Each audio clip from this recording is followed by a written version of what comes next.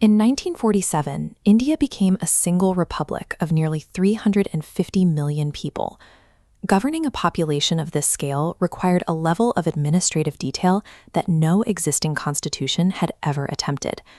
The drafters of the constitution, led by B.R. Ambedkar, faced the task of uniting hundreds of autonomous princely states and diverse territories under one coherent legal framework.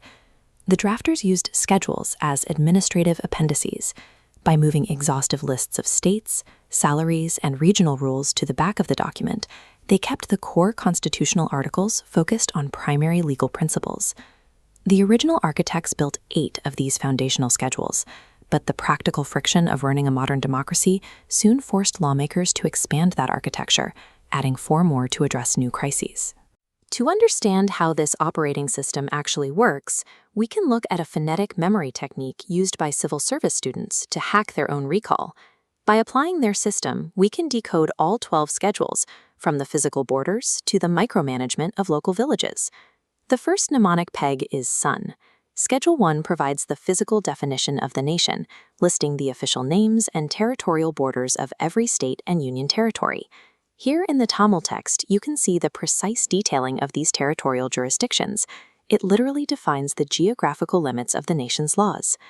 The second schedule uses the peg shu, stepping into power. Once the territory is defined, this section outlines the salaries, allowances, and privileges of the highest offices in the land, from the president down to the Supreme Court judges. The third is tree, symbolizing the roots of a promise. It contains the exact, legally binding formats for the oaths and affirmations that those elected officials must take before assuming their roles. Number 4 is pegged to bor, or door. This determines the specific allocation of seats each state and union territory receives in the Rajya Sabha, the upper house of parliament. Together, these first 4 schedules form the rigid mechanical blueprint of the state. They define exactly where the country is, who is in charge, what they must swear to do, and where they sit to do it. Moving away from the central government, the next block manages India's extreme internal diversity. Schedule 5, pegged to hive, details the specialized administration and control of scheduled areas and tribes. Schedule 6, remembered as sticks, provides even greater administrative autonomy to specific northeastern tribal regions. The students use the acronym ATM to recall the states: Assam, Tripura, Meghalaya, and Mizoram. The 7th schedule, pegged to heaven, outlines the balance of legislative power by dividing government responsibilities into 3 lists: union, state, and concurrent. Assigning 100 departments to the center, 61 to states, and 52 shared, legally prevents the federal government from overpowering regional authorities. Schedule 8, the gate, acts as the gatekeeper of cultural identity by listing recognized languages. When the Constitution was enacted, it contained exactly 14, but the nation's linguistic reality required adaptation. As you can see in this breakdown of the 21st, 71st, and 92nd Amendments, the list was repeatedly updated to include Sindhi, Konkani, and several others, bringing the current total to 22.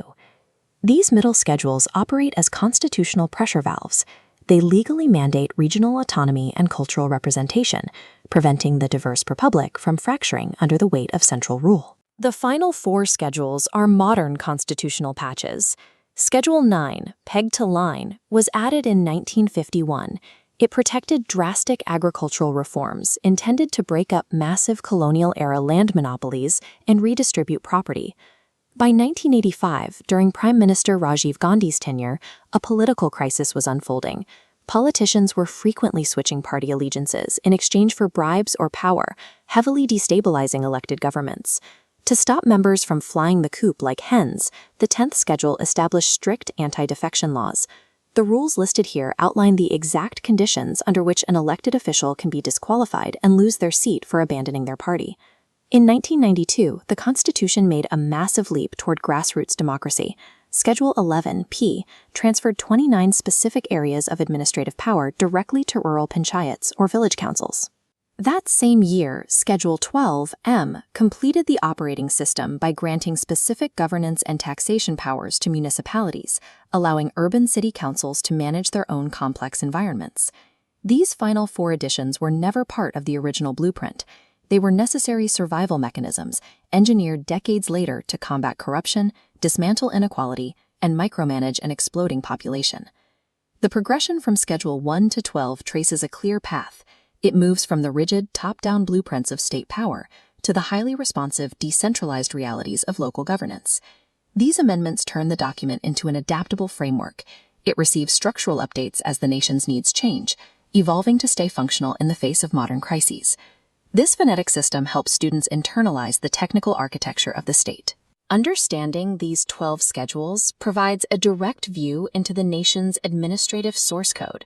As long as those 12 core pillars maintain their ability to adapt, the world's largest democracy is equipped to manage the scale of its population.